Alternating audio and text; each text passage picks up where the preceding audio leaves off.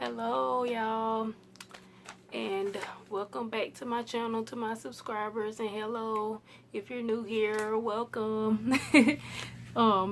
First of all, before y'all even say anything, I know I look rough, I know my eyebrows need to be arched. I got on my big t-shirt like it's nighttime, I'm chilling, like I'm going to bed after I make this, and I know my hair look rough. Like I said, if you follow my channel, you already know I'm stretching my relaxer, and y'all look at that new growth. Jesus, this is a struggle hairstyle, I'm telling you. Like, I really struggled, and it still look a mess. But anyway, today we're talking about traction alopecia. So I'm gonna start off by reading the Google definition of traction alopecia, and then we're gonna get into some more stuff. Okay, so traction alopecia is a form of gradual hair loss. Whoa, what am I talking about? Okay, traction alopecia is a form of alopecia or gradual hair loss caused primarily by a pulling force being applied to hair. So basically, you pulling your hair. Basically, that's what's going on. Okay, this commonly results from the sufferer,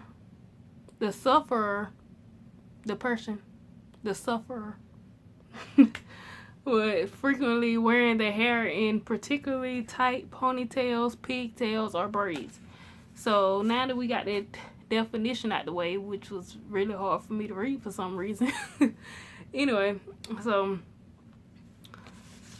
let's see. So basically, I'm about to tell y'all why traction alopecia happens, because a lot of people been getting it. So basically, a way that you can get it is from having braids that are too tight, or just a hairstyle that's too tight. So that's one way you can get it. And also, not giving your hair a break. Like, I cannot stress this enough. If you like to wear braids, I love to wear braids, but when I take my braids down, you have to give yourself at least 1 week. Like, I always try to go like 2 weeks before I put some more braids in. But at the same time, my hair is not weak, you know. Like, I have full edges. My hair is not weak. But if you have, like, hair that's weak and easy to, you know, you can see when your hair is coming out. Like, I braid my own hair, but it was a learning experience. But one of the first times I braided my hair, like, I noticed when I took it out, like, some of, like, I think I had a braid that was too tight. So this was, it had came out a little bit. And so I had a break on braids for, like, a long time. Like, more recently, I started doing, like, braids and protective styles, like, back to back. But, like, when I first started and tried to braid my own hair, like, it might be a year or, like, a whole lot of months between me and the style. So always, just don't get them back to back, especially when you already notice it's getting thin. But let me move on past that. Okay, this is how you notice the signs before too much damage has been done to your hair, to the point where you don't even want to go outside unless you got something around your head, or whatever. Your hair gone and you embarrassed, basically. Okay, looking at your hairline and seeing your hair pulling. Okay, you get a sew-in, or you get some box braids, and you see that your hair is red around here, or just any type of braid style. Even if you just get a ponytail, like, if it's just pulled too tight and you see your hair pulling, like, I mean, I know we spend money on these hairstyles, but then, like, a couple weeks or months down the road, you be upset because your hair done came out. Like, say something when the person doing your hair, or just take it down.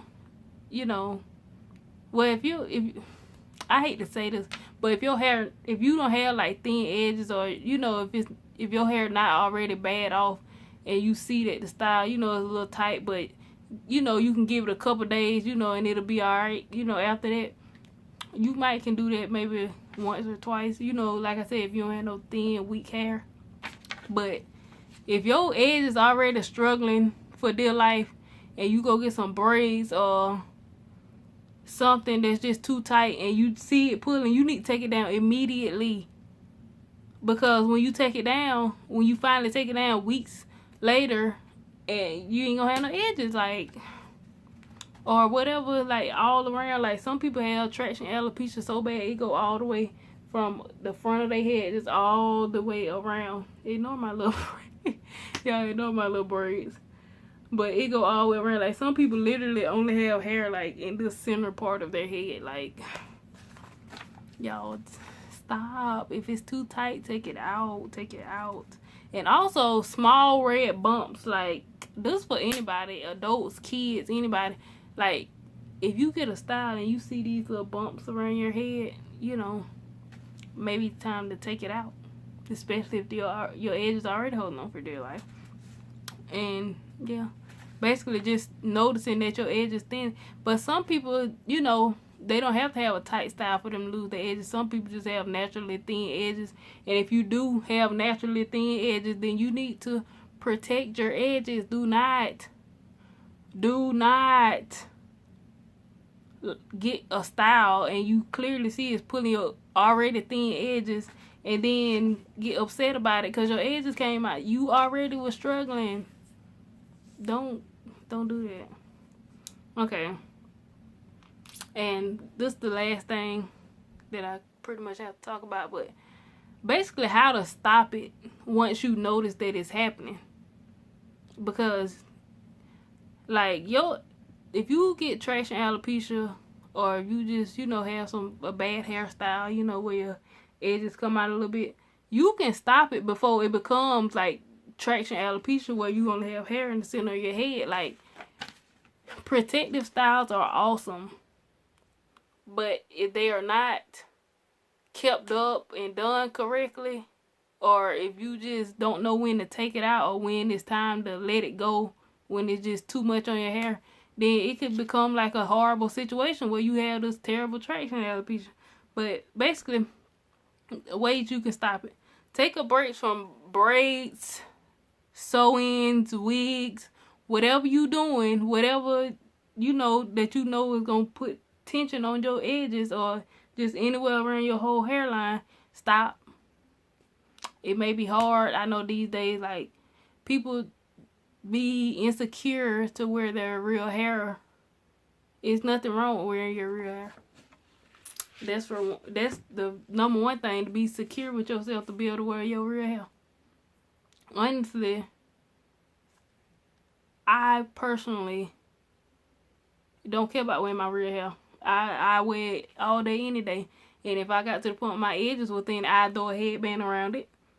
And I'll still with my real hair. Like, if your edge is that bad that you embarrassed to go out in public because they're going to be showing, get you a headband or tie you a scarf around it and just give your hair a break from the weaves and sewing. Like, if you go out in public, put something around it. And when you get back home, you know, let them out, let them breathe so it can grow back, because you can stop this before it gets to the point where you just completely bald around here and your hair follicles is not going to grow no more hair from it. Okay, take a break from it. That's the number one thing. I would suggest at least 2 weeks, but if you let it get to a really, really bad point, go longer. I mean, and honestly, I braid hair, so I know, you know, a good bit about hair, but some people might have to go to a hair specialist, especially if you've let it get so bad that it's not even growing back or it just looks terrible. You know, it's, you know,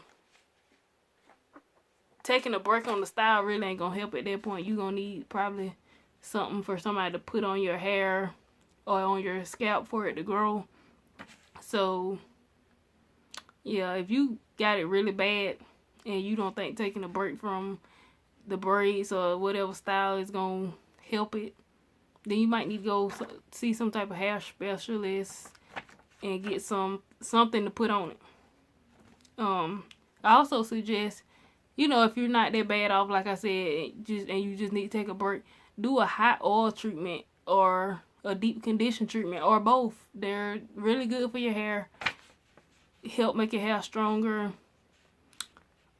That also is also really, really bad when your hair is dry around the edges. You have to also know how to take these styles out, because sometimes your braids or whatever style don't be too tight. You just can't be rough when you taking it out. Like, you have to go through and like pick through it slowly and slowly get, you know how if you had them box braids in for a long time or whatever, and you get that little white or whatever, it's like a little knot in it. You have to take your time. You can't just start at root and just pull it out, because that's gonna pull your edges out. Yeah, that's another thing. Just be careful when you're taking out your protective styles, because that could end terribly. Your edges might not have came out the whole time you had the protective styling, but if you take them braids out and you get a comb and you start at your root and you just pull, they could just snatch all your hair out right then and there. Okay? And also, this is so important. Like I said, me as a braider, I need my customers to communicate with me. But also, I pay attention, especially with my regulars. I try to pay attention with everybody else too. But if I hadn't did your hair in months or a year, you know what I'm saying, I can't really, I do a lot of people's hair, so I can't really remember if this the condition your hair was in last time, whatever. But I pay attention to my customers. Like, if I'm, like, my regular clients, if I notice, from last time, that your edges got thin, or, just anything about your hair, like, I might braid not as tight as I did last time, I pay attention.